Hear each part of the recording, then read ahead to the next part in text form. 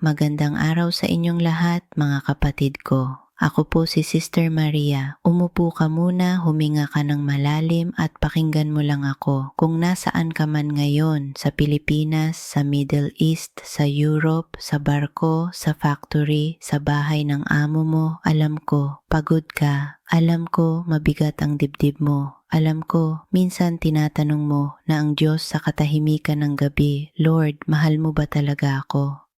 Bago tayo magpatuloy, mga anak, kung nararamdaman mo na ang channel na ito ay parang maliit na tahanan ng panalangin para sa'yo, inaanyayahan kita na mag-subscribe. Ang pangarap natin ay 100,000 kaluluwa, isang malaking prayer barangay, isang pamilya na nagdadasal para sa isa't isa. Kung nandito ka na, salamat. Kung bago ka pa lang, welcome ka dito.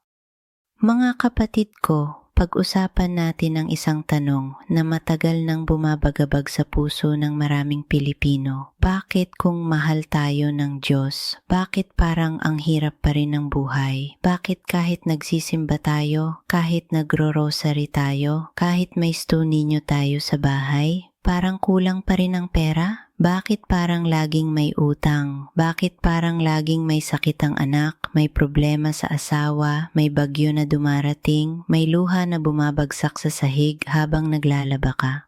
Mga anak, gusto ko munang sabihin ito sa'yo. Hindi ka masamang Kristiyano dahil tinatanong mo iyan. Hindi ka kulang sa pananampalataya dahil napapagod ka. Normal lang umiyak, normal lang manghina, kahit si Jesus umiyak. Kahit si Mama Mary nasaktan ng puso, ang pananampalataya ay hindi ibig sabihin na wala ka ng tanong. Ang pananampalataya ay paghawak sa Diyos kahit may tanong ka. Maraming Pilipino ang lumaki sa paniniwala na kapag mahirap ka, baka pinarurusahan ka ng Diyos. Na kapag may problema ang pamilya mo, baka may sumpa, may pamahiin, may galit ang langit. Mga kapatid ko, pakinggan niyo ako ng mabuti. Hindi ganyan ang Diyos. Hindi ganyan ang Ama natin. Ang Diyos ay hindi nananakot para sumunod ka. Siya ay Ama na umiiyak kapag umiiyak ka.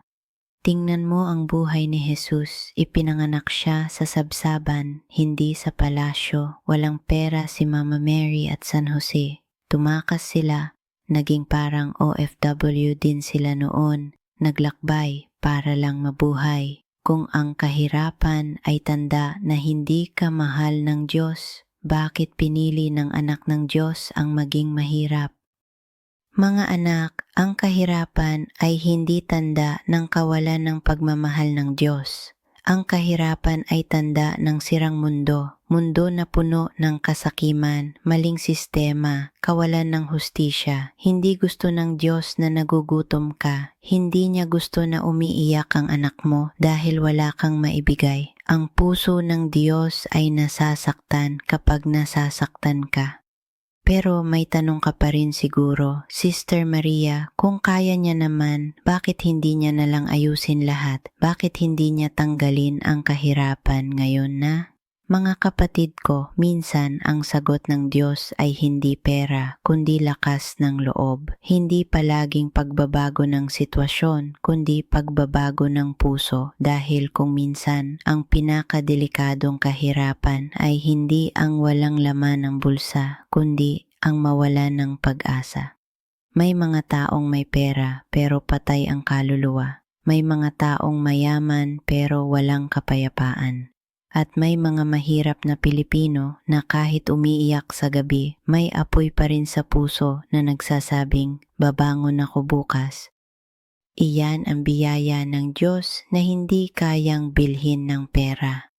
Mga anak, ayokong sabihin sa'yo na magtiis ka lang, hindi iyon sapat. Ang sinasabi ko sa'yo ay ito, kasama mo ang Diyos sa paghihirap mo. Kapag naglalakad ka papunta sa trabaho na masakit ang paa mo, kasama mo siya. Kapag nagpapadala ka ng pera sa pamilya mo at ikaw ang nauubusan, nakikita niya yon. Kapag tahimik kang umiiyak sa banyo ng amo mo, nandoon siya. Kaya anong gagawin natin, Sister Maria, sa gitna ng kahirapan? Una, hawakan mo ang simpleng pananampalataya. Hindi mo kailangang maging perpekto. Kahit isang Ama Namin sa umaga, kahit isang Hail Mary bago matulog, sabihin mo lang, Lord, pagod na ako, pero ikaw ang sandalan ko. Ikalawa, itigil natin ang takot sa pamahiin. Hindi ka minamalas, hindi ka sinumpa, hindi galit ang Diyos sa pamilya mo. Ang krus na dala mo ngayon ay hindi parusa. Ito ay lugar kung saan lalapit ang biyaya ng Diyos sa tamang oras. Ikatlo, huwag mong ikumpara ang buhay mo sa iba. Ang social media ay puno ng ngiti na hindi mo alam kung gaano karaming luha ang nasa likod. Ang kwento mo ay sagrado, ang oras mo ay darating. At panghuli, huwag kang mag-isa. Lumapit ka sa simbahan, sa misa, sa rosary, sa Mama Mary. Hawakan mo ang Stome Niño at sabihin mo, alam mo ang pakiramdam ng pagiging maliit at mahina, samahan mo ako. Mga kapatid ko, gusto kong ipanalangin ka ngayon kahit saglit lang. Diyos naming mapagmahal, tingnan mo ang mga anak mong pagod na, ang mga OFW na tahimik na umiiyak, ang mga magulang na nag-aalala sa kinabukasan ng anak. Bigyan mo sila ng lakas na bumangon bukas. Bigyan mo sila ng kapayapaan sa gitna ng kakulangan. Ipaalala mo sa kanila na mahal mo sila. Mga anak, kung umabot ka dito sa dulo, salamat sa oras mo. Kung naramdaman mo ang kaunting gaan sa puso mo, i-like mo ang video na ito bilang tahimik na amen. Mag-comment ka kung gusto mong ipagdasal kita at ibahagi mo ito sa kapatid, kaibigan o kapwa OFW na kailangan makarinig na hindi sila nag-iisa. Pagpalain ka nawa ng Diyos, yakap mula kay Sister Maria. Hanggang sa muli mga kapatid ko.